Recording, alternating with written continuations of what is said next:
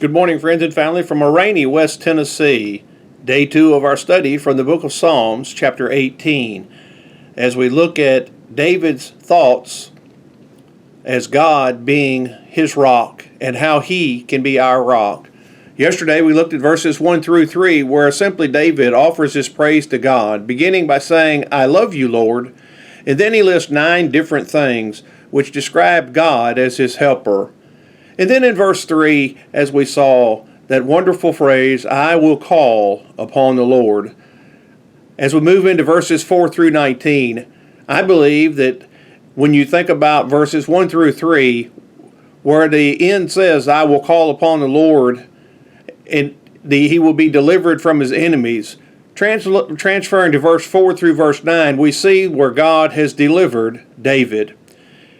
In verses 4 through 6, you'll notice, especially in verse 4, "The pangs of death encompassed me." Here it is, David now describes how dire his circumstances really are. And we should have no doubt about the validity of his feelings considering the events that were going on in his life.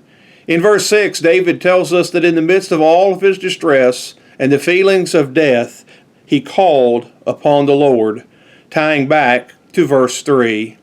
And David cried out to God for help, and God heard David's voice, and he reached down to help him. But then in verses 7 through verse 19, notice how God offers a marvelous deliverance for David.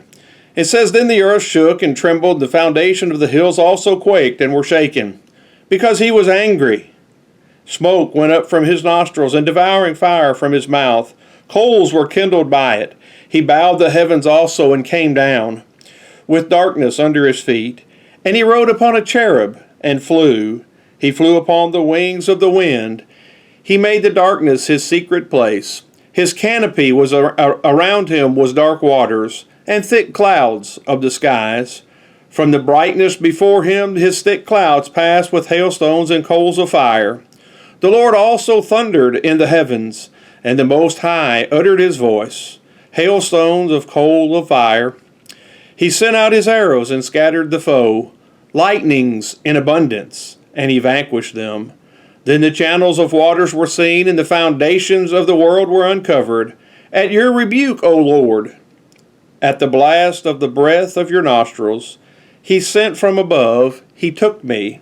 He drew me out of many waters. He delivered me from my strong enemy, from those who hated me, for they too were too strong for me. They confronted me in the day of my calamity, but the Lord was my support. He also brought me out into a broad place. He delivered me because he delighted in me. Here you have a bunch of figures of speech commonly used in the scriptures to describe the majestic actions of the Lord. Instead of David simply recording that God saved him, David uses the glory of creation, the attributes and all the things that you and I are familiar with. He speaks of the actions of the Lord, especially in verses 7 through 11 there, where David describes the mountains shaking, the smoke rising, and God parting the heavens and coming down. David very simply is pointing out to us that this is the victory God is bringing to aid us in our distress. Although oftentimes it's not visibly seen, we have faith that God is moving in this world and to help us in our time of need. And then verses 12 through 15, they describe in figurative language the warfare of God against the enemies of David. The images we read are very similar to the prophecies found in the minor prophets, including the first 2 chapters of the book of Joel. These are the images of God who's going to battle for us, for the righteous, and how that we might be victorious. And then finally in verses 16 through 19, these describe God's actual deliverance of David, as David is rescued from the pits of despair and from all of his enemies. David describes his deliverance as God reaching down, taking hold of David, pulling him out of the waters, and setting him in a wide open place.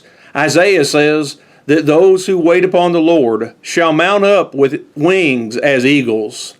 You and I, in our day of trial and tribulation, if we will wait on the Lord, knowing that his hand is at work and he still controls all things in this world, we too can mount up as on the wings of eagles. Have a blessed day, and we'll see you again tomorrow.